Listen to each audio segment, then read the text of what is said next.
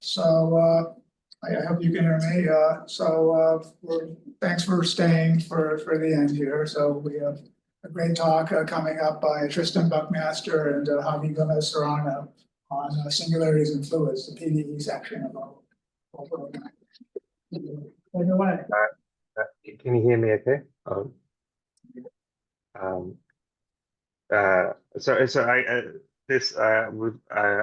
We sort of split the talk into half, and so I'm just giving a general talk on some general techniques, and I think Javier will talk for the second half on the specific results using some of the techniques that I talked about, not necessarily all the techniques, but just some of the techniques. So I just wanted to give some ideas, some of the techniques that we're using.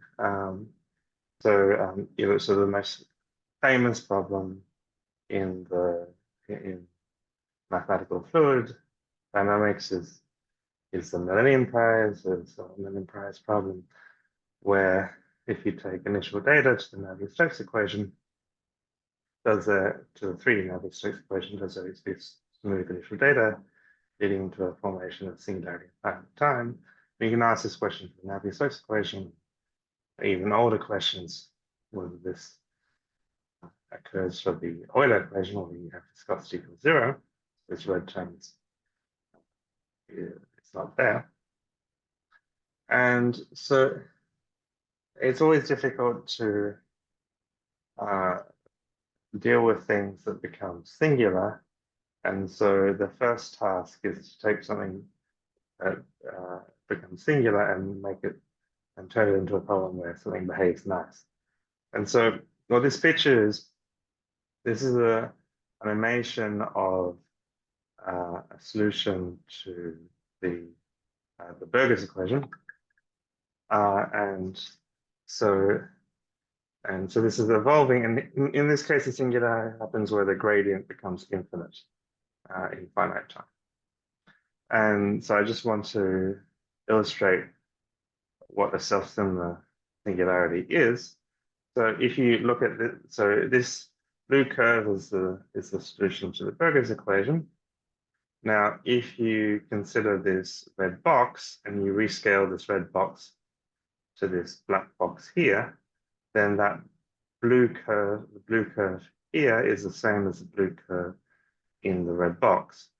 So this red box sort of illustrates self-similar coordinates. So within self-similar coordinates, no singularity is occurring. In fact, the solution is converging on an exact profile. And this exact profile is this orange curve here.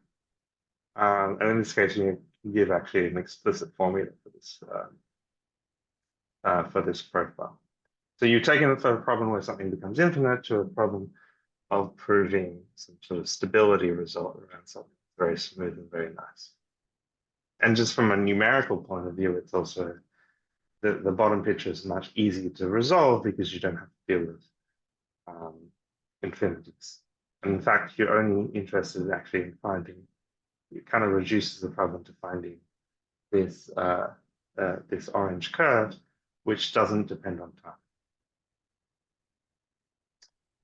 Okay, so this is just a toy problem. I mean, it's such a simple problem. You have to be careful because you know everything about this problem, but it's a good way to illustrate things. So this is perhaps the simplest PDE. The PDE is the Burger's equation. Lost my mouse. Yeah, so this is the Burger's equation, and what happens, you can solve it explicitly via characteristics. What you see is that if the initial data has a negative slope, then the singularity forms at finite time. And the time is roughly one over so minus the reciprocal of the minimum slope, the most negative slope. Okay, so self-sim analysis sort of simplifies the search for singularities by extracting sort of the blow-up profile, which is the behavior of the solution at the singularity. So just to be very, very clear, because this is often very much misunderstood, is that when you're looking at self-similar profiles, you're only interested in the behavior, or in a focusing setup, you're only interested in the behavior of the solution at the point of singularity, at the time of singularity. The self-similar profile will not describe the solution anywhere else. It describes it as it approaches the singularity, but the only time that it actually matches the self-similar profile generically is at the point of singularity and at the infinitesimally small region around the singularity. So we make this reduction. We first assume that it has a self-similar profile, and so this is the assumption of the self-similar profile. And the key here is that there's this lambda variable which describes how what's the self-similar scaling of the profile. If you make this ansatz, you end up with this simple ODE, which you can solve explicitly in the case, or at least for the case of the stable shock that you see here. You have to find what lambda is, and there's a variable you have to find, but now this is a simpler ODE to solve. And the solution, so the solution in the case that lambda is 1/2, which is this profile here, is this orange curve. Okay. So generically, one of the main tasks in finding sort of self-similar blow-up is finding these self-similar profiles. Okay, so that's kind of the setup, or that's the sort of problem that we have to face. Now I want to describe a couple of techniques. So a couple of techniques that are used in the process. So in the case of burgers, everything's incredibly simple. But if you want to actually prove blow-up for a very complicated equation, you can't necessarily do everything by hand, and there'll likely be some computer-assisted part. And if it's computer-assisted, we're interested in making it actually a rigorous proof. And this can be done using interval arithmetic, which is what I'll talk about here. So a slightly different problem is you consider the isentropic spherically symmetric Euler equations. So here U is the velocity, rho is density. And so we're interested in a solution that implodes, where the velocity and density become infinite in finite time. You can make a similar self-similar ansatz, and it will be almost the same as before, but I add some logarithms in there, which reduces the OD to autonomous system in this case. So you rewrite the equation in terms of velocity and sound speed, and then you do the self-similar ansatz, and what you get left with is a 2D, a two-dimensional autonomous OD. Now, 2D autonomous ODs are nice because I can draw them. If it was 3D, it would be more difficult, but we're very lucky in this case with the 2D autonomous OD. So now I really need my mouse. I don't know how I get my mouse back. Here. Okay. I'll have to try to describe it in words. Okay, so this is the autonomous, so this is the state space. And the goal to find an imploding solution is to find an integral curve from P0 to P infinity. P0 is the origin, and P infinity is radius equals infinity. The reason why P infinity looks like the origin is because this is not physical space, this is state space. So the solution decays in an appropriate sense. It actually, it doesn't quite decay. It decays because of somewhat because of the answer we chose. But anyway, for all purposes in this talk, it decays in these variables at infinity, and that's why you see that the P infinity is at infinity as at the origin. And this is a compactified version. If you look at the axes, I've drawn the infinities corners. So you and the sound speed, the left is 0 because you can't. I'm not assuming that you could have negative density, so that's why I cut it off at 0 density. So the game is to construct an integral curve from P0 to P infinity. The difficult part lies in that you cannot cross the red curve. And if you look at the plot, then it's impossible not to cross the red curve. The reason why you can't cross the red curve is the red curve corresponds to the denominator in OD. So if you cross the red curve, it means that the OD becomes singular and you can't solve it. Now, it's not quite true. You can cross when the denominator is 0, but you can only cross it when the numerators also vanish. And so the numerators in this plot correspond to the green curve and the black curve. And what you see is the only point in which you can cross this red curve is at this PS, which is the sonic point. And so I won't go into in details about how you go about constructing these solutions, but you do have to vary. You have to find specific self-similar scalings such that there exists some smooth solution that connects the 2 points. We don't have it for all self-similar scaling.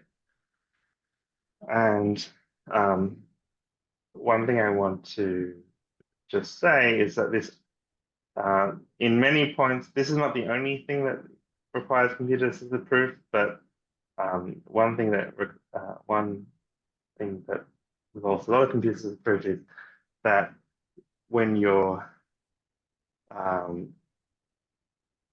what you want to do is you want to create barriers in the phase portrait. So you want to construct some polynomial barriers, and you want to say that the solution curve doesn't either doesn't enter or doesn't leave across,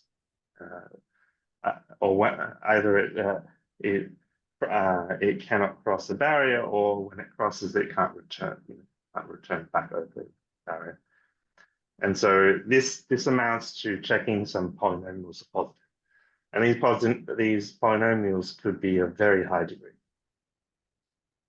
So it's an incredibly simple problem to use interval arithmetic. Of course, you can use, probably Javi will talk later, interval arithmetic in a much more sophisticated manner for a much more difficult problem, especially the problems I was talking about before. In order to prove law for Euler, you would use computer-assisted proof in a much more complicated way. But I just want to illustrate interval arithmetic in its kind of simplest set. So let's consider this completely made-up toy problem, which has nothing to do with the original problem, other than that it's a sort of a toy barrier argument. So the idea is that you have some curve, which is this blue curve, and you assign a normal direction to it, and you want to show that the dot product with the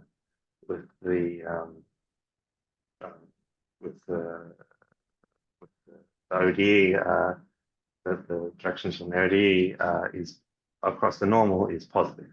So that it acts as a barrier. So if you follow the solution to the ODE, if you cross this barrier, it cannot return. So this is my ODE. I just made a completely made up autonomous ODE. This y plus x squared, etc., is it doesn't correspond to any actual problem. It's just completely made up for demonstration purposes. And this blue curve is given by this RT. And so the question is, does this act as a barrier? So in this case, I take the present. So in this case, so it amounts to this checking this condition that if you take the derivative of respect to t and you rotate it 90 degrees, dot it with the ODE, then you have to check that this is strictly negative. So you can multiply everything by the denominators and checking the sign of the denominators, you get this condition at the bottom. And if you expand everything out, you just get this 13th order polynomial condition. Now, I learned how to do these kind of problems for quadratic polynomials in high school, but 13th order polynomials, at least a little tricky. So, but luckily, it's a super easy thing to check. And you can imagine in the actual problems where we do this, the sort of polynomials that we deal with are much more complicated. So I divide this polynomial by minus t. So I get a 12th order polynomial. It's not much better. Now I can plot this polynomial, and I immediately see that the polynomial on the region I'm interested in, t = 0 to 1, is positive. And so there you can conclude with quite a lot of certainty that this polynomial is positive. Now, unfortunately, this is not a proof. It's unbelievably convincing. I'm sure everyone would be convinced that my plotting is sufficiently accurate that I can plot this polynomial, but it doesn't amount to a proof. So how do we actually check this polynomial positive? So this comes to interval arithmetic. So what we do is we replace basic arithmetic operators acting on the numbers with interval arithmetic operators acting on intervals. So you can think of this like having, instead of having a number, you have like a number plus or minus an error, if you like. And then when you add, subtract, you add, subtract, multiply, divide two of these intervals together, you get another number with another corresponding error. And you always leave room, extra room in the error that you always guaranteed that the actual, when you actually add these two intervals together, that it's contained as a subset of the resulting interval that you have. So the interval is not the sharpest interval that you get from this operation. It's just a interval that does that. And in this scenario, I'm saying that you describe all the radii of the intervals by powers of 2. You don't obviously need that much precision in the actual, in terms of the error. I mean, in terms of like, you don't need, you don't need that much precision in terms of that. You just need a good, just have to be able to compute orders of magnitude. So this is a simple example in this case where we use radii with powers of 2, and you can see how adding two numbers together or multiplying two numbers together gives you a number plus or minus some error. So let's return to this original problem. So how do I actually implement this? So this is implemented, say, in Sage. So what you do is you take the polynomial and you evaluate that polynomial in a bunch of intervals, and you make sure those intervals cover the region you're interested in from time 0 to 1, for t from 0 to 1, and then you evaluate along those intervals. And if you say if you divide that interval up into 10, then you get a bunch of, get some values, plus or minus. And what you need to check is that the error is smaller than the actual positive value. Because if that's true, then you can guarantee that on that interval that the polynomial is positive. So in the first case, I divided into 10 intervals, and you see that there's a couple of intervals where it's not the case.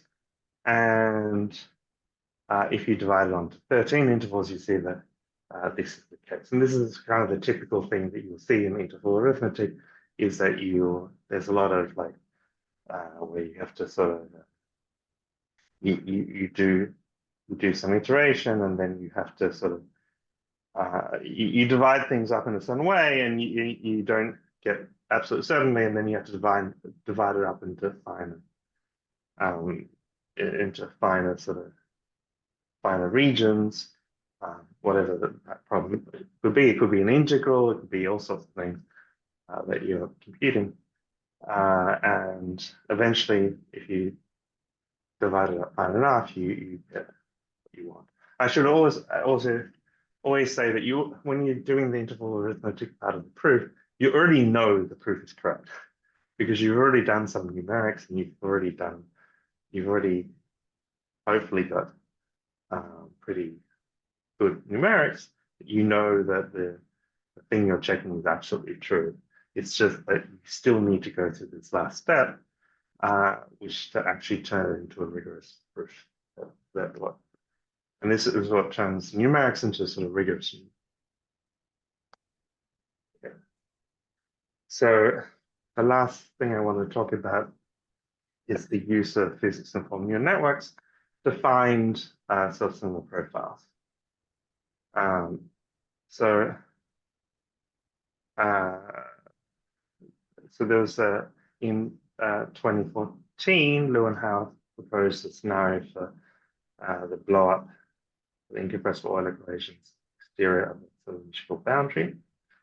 And recently, using a computer-assisted proof, they proved that a singularity does occur in this scenario. So this is not the original problem. The original problem is on an unbounded, is on a domain without boundary. This is a problem with the boundary. Okay, and so it turns out that the self-similar blow-up to the 3D Euler equations, it's cylindrical symmetry. With a cylindrical boundary is equivalent to, or at least finding the blow-up profile is equivalent to finding a blow-up profile for the Boussinesq equations, which is given. Now, the kind of reason why, so the Boussinesq equations is the 2D equations defined on the half plane. The reason why you can reduce that is that you first impose cylindrical symmetry, so you have 2 dimensions, and then basically as you zoom in on as you know, singularity, the self-similar profile only matters at the point at the time of the singularity. So as you sort of zoom in on the singularity, you're zooming in on the boundary, and the boundary becomes flat once you zoom in. So this is why the problem turns into a problem of half plane. So you have these equations, you pose a self-similar scaling, and then the task is to find a lambda and find a u theta that satisfies the self-similar equation. And so this was a joint work with Javi Lei and Yongxi Wang, where we use a sort of a physics-informed neural network to find the solution. The idea is that you represent the solution by a neural network. So here's this representation of the solution, and then you use the equation itself to create a loss function to optimize for solutions with such a profile. And you have to solve for lambda simultaneously. And now, why would you want to do this? So in the case of the, it turns out that in the case of this actual profile, you have stable solutions, so you can find this with traditional methods. Although this is the result was the first one to find this solution.